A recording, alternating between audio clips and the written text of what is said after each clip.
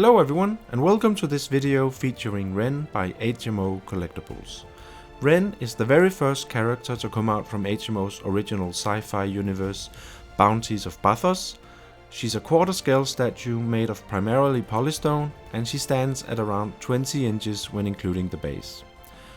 I'm honestly not that familiar with the world of Bathos or the character of Ren, so in this review I will focus more on the aesthetic qualities of the statue and share my thoughts on the paint application, the sculpt, the details, the pose and so on, like I usually do. However, I do believe that Ren is the main protagonist of the story. She's a bounty hunter, and due to some heavy injuries, she was bestowed with mechanical parts, essentially turning her into a cyborg. And as for the universe, my impression is that it has some cyberpunk elements. It features cyborgs and mechanical enhancements, future tech, mercenaries, alien races, and even evil overlords. It's a good mix of sci-fi and tech fantasy, and it's influenced by other similar franchises within the realm of pop culture. Anyways, let's get on with this review. There's a lot to take in since this is a really detailed statue. Ren is mostly covered in armor and various mechanical upgrades. Her armor parts have a nice sandy dirt color which gives her a somewhat realistic look. The color palette is generally plain, but there are some small details that provide a good contrast to the color theme. I would say that the paint application is good. Keep in mind that there are many details on this statue, and you could argue that some small areas would have benefited from a more tight and precise paint application, and some of the weathering in various places could have been slightly better. The prototype that was showcased at conventions was also incredibly well painted, and therefore expectations are of course relatively high.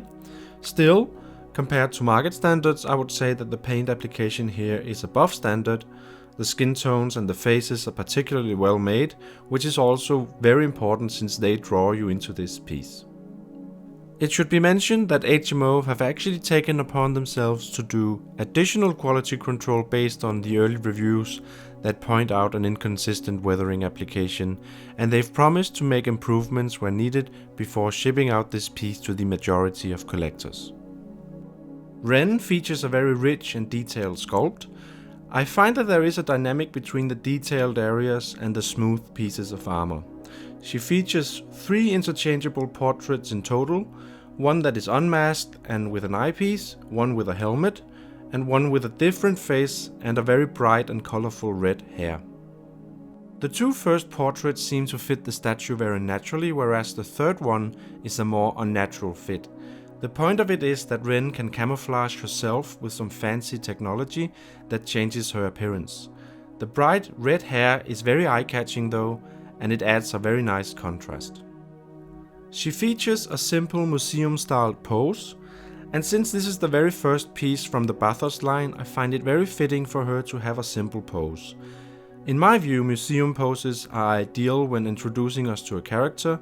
This allows the focus to remain on the character herself, and we aren't distracted by potential action elements.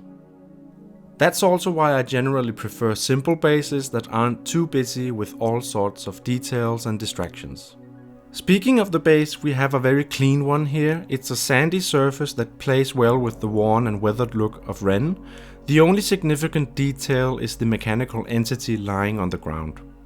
It's displayed on a stylized bottom base that shows the same emblem that adorns the shoulder armor of Ren, so there is this completeness in the iconography, and it looks very clean, slick and presentable, and it essentially complements the statue perfectly by giving it this luxurious quality.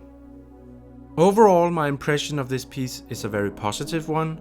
Obviously, H.M.O. is exploring new stuff with this piece, and no matter how things turn out with Bounties of Bathos, this will forever be the flagship piece that launched this endeavor.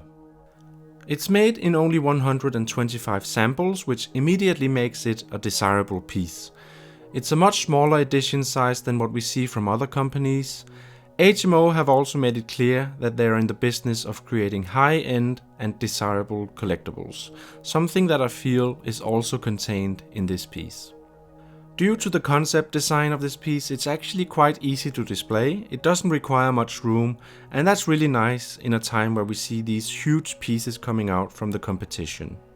I know that a lot of collectors are struggling with space today, and I feel that H.M.O somehow is aware of exactly that. To me, Bounties of Bathos feels like a true passion project by the team behind it, and no matter if you like the universe or not, it's hard not to love the team that's working on it.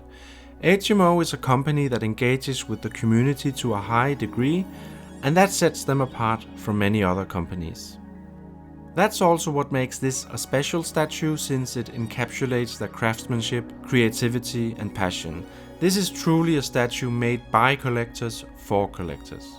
Anyways, I think that's about it, guys. Now I'm gonna add a few still images towards the very end of this video, so do check that out as well.